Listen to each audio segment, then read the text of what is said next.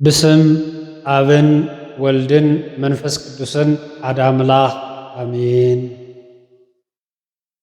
ዘላለም ቅድስት ሥላሴ እዚ ሓፃር ቪድዮ እዚኣ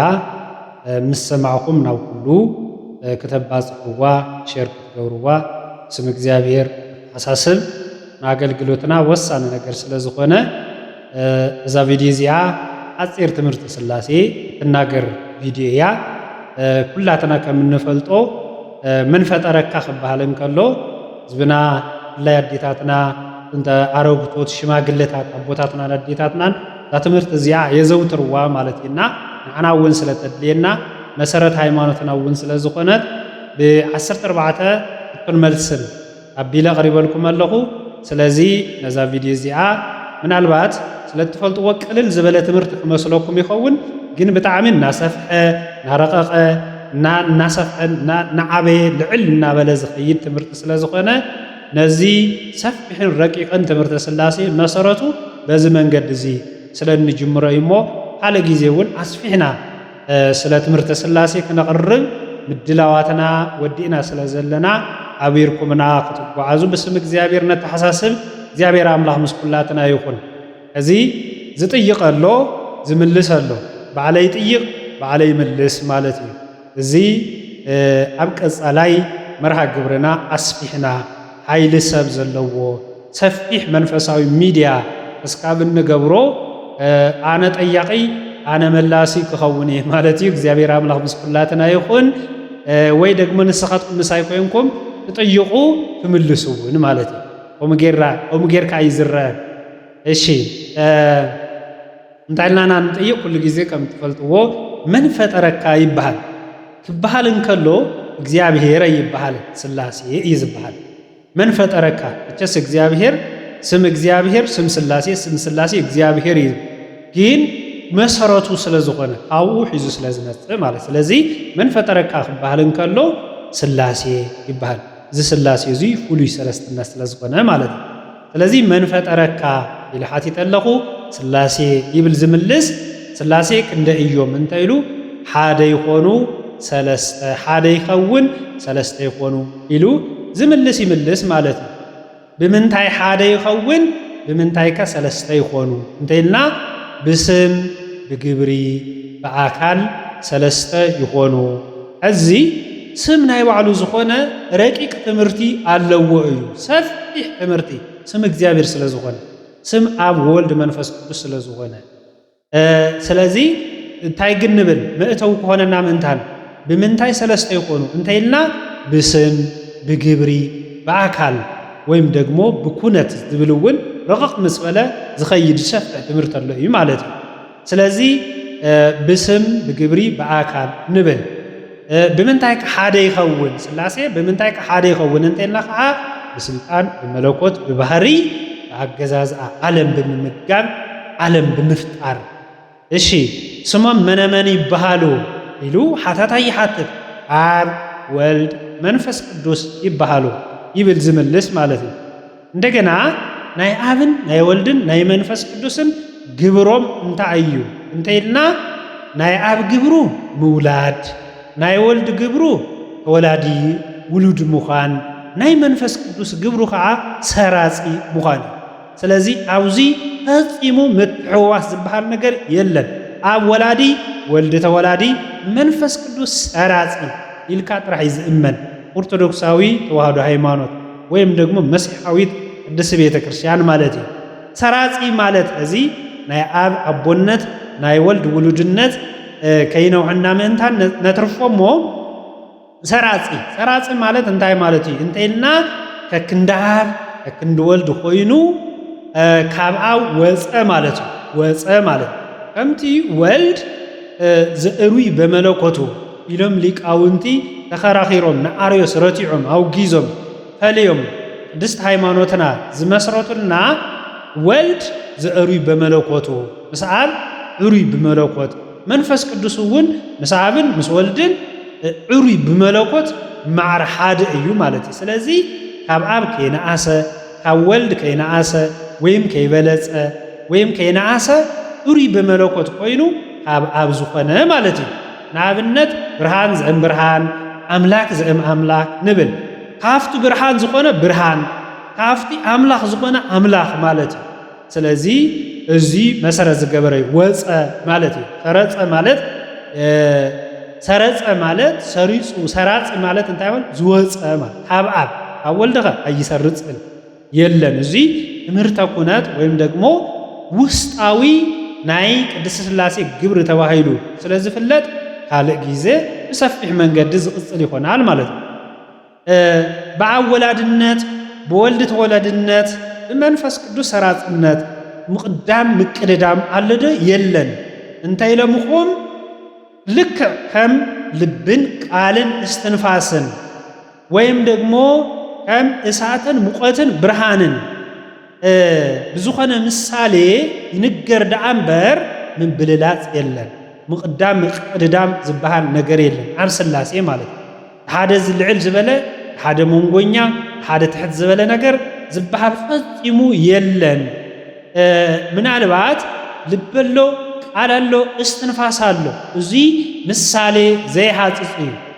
ጎዶሎ ምሳሌ ማለት እዩ ምናልባት ግን ተፈጥሮ ስለዝኾነ ዘሐሸናይ ምስጢረ ሥላሴ ትምህረና ዝኽእል ብሊቃውንተ ቤተ ክርስቲያን ዝተተርጎመ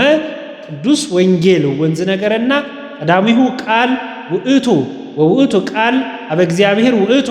ወውእቱ ቃል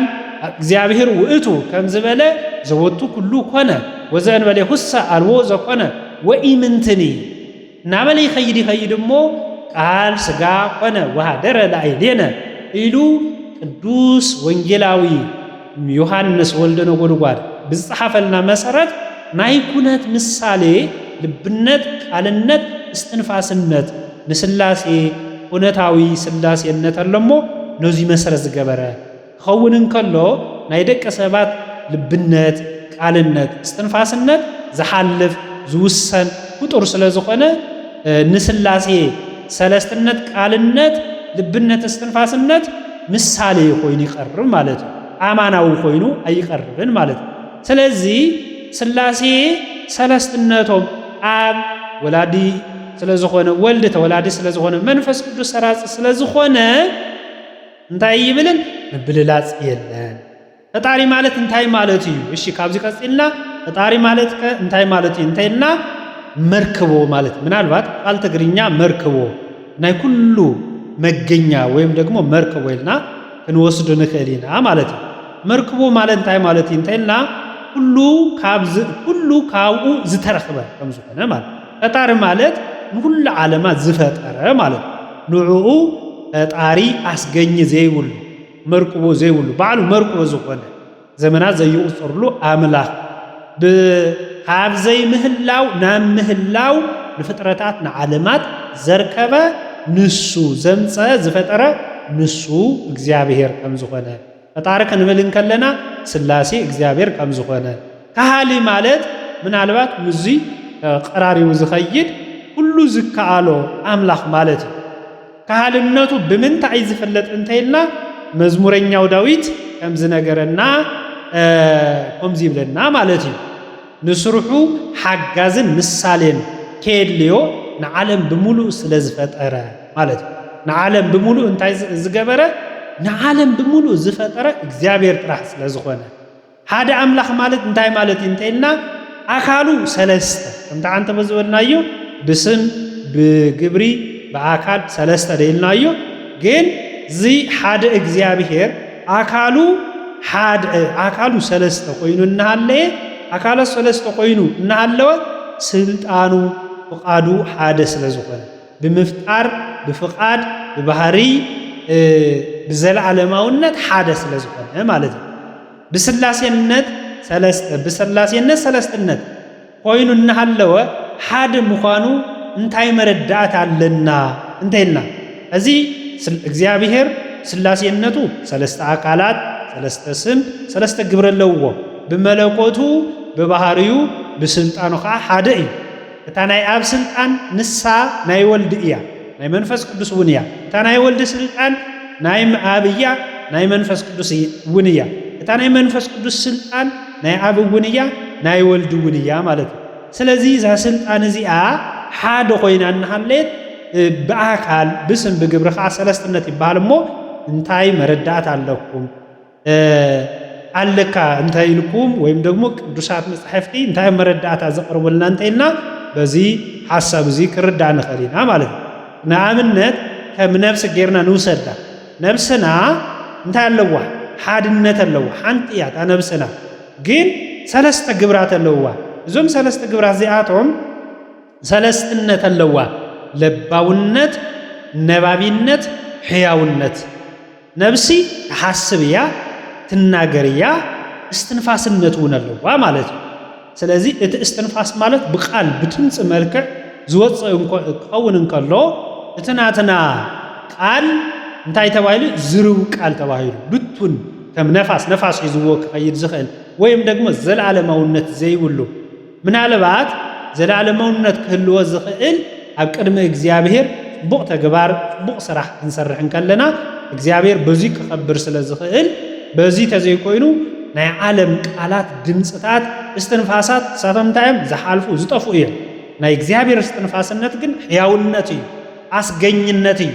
መርክቦነት እዩ ማለት እዩ። ስለዚ ሓንቲ ነፍሲ ሰለስተ ግብራት ኣለዋ ተግባራት ኣለዋ ተሓስብ ትናገር ትትንፍስ ማለት እዩ። ነፍሲ ናይ ደቂ ሰባት ነፍሲ በዚ ነገር እዚ ትግለጽ ማለት እዩ። እዚ ኮይና እናሃለየት ንኣካልና ኣብ ኣካልና ተዋሂዳ ተነብር እሞ ሓንቲ ነፍሲ ትበሃል ወይም ደግሞ ሰብ ይበሃል ማለት ስለዚ እዚ ናይ ቅዱሳት መጻሕፍቲ ምሳሌ ስለ ዝኾነ እግዚአብሔር ሰለስተ ይኸውን ብግብሪ በአካል ብስም ብመለኮት ሓደ ይኸውን ብመለኮት ብባህሪ ብስልጣን ዓለም ብምግዛእ ዓለም ብምፍጣር ማለት እዩ። መለኮት ማለት እንታይ ማለት እዩ እንተይልና ፈጣሪነት ትርጉም ዘለዎ ክኸውን እንከሎ ምምላኽ ግዝኣትነት ማለት ገዛኢ እግዚአብሔር ዘይገዞ ዓለም ዘይገዞ ፍጡር እግዚአብሔር ዘይፈልጦ ዝኾነ ዘይገዞ ዝኾነ አካባቢ ይኹን ፍጥረት ይኹን የለን። ነዚ ድማ ነቢይ እግዚአብሔር ዳዊት ጣይል ውስተ ኩሉ በሃውርት መለኮቱ መለኮትነት እግዚአብሔር ኣብ ኩሉ ዓለማት ዝመልአ እዩ። ልዕሊ ሰማያት ትሕቲ ሰማያት ኣብ ውሽጢ ሰማያት ልዕሊ ምድሪ ትሕቲ ምድሪ ኣብ ውሽጢ ምድሪ ንኩሎም ፍጥረታት ዝፈጠረ ዝመለኸ ኣምላኽ ስለ ዝኾነ ስላሴ ብመለኮት ሓደ እዮም ማለት እንታይ ማለት እዩ እንተይልና ስላሴ በመለኮት ሓደ ይከንምልን ከለና ብፍቃድ ማለት ብምፍጣር ዓለም ብምድሓን ብመንግስትነት ብስልጣን ሓደ ከም ዝኾነ ይነግረና ለማዓልቲ ኣብዚ ያኸለና አምላከ ቅዱሳን ክንምህር ክነገልግል ክንመሃር መንፈሳዊ ህይወትና ክንቆጻጸር አምላከ ቅዱሳን ንኹላትና ብቸርነቱ ብምሕረቱ ይሐግዘና ነዚ ሰማዕኹም ሕዋትን ሓትን ናብ ኩሉ ክባጻሕ ሸርክ ትብልዎ ብስም ቅድስት ቤተ ክርስቲያን ብስም ቅድስት ስላሴ ነተሓሳሰበኩም ናይ ቅድስት ስላሴ ፍጹም ምሕረት ናይ ወላዲተ አምላክ በረከት ናይ ቅዱሳን መላእክት ተረዳእነት ናይ ጻድቃን ሰማዕታት በረከት ምስ ኩላትና ይኹን ወስብሐት ለእግዚአብሔር።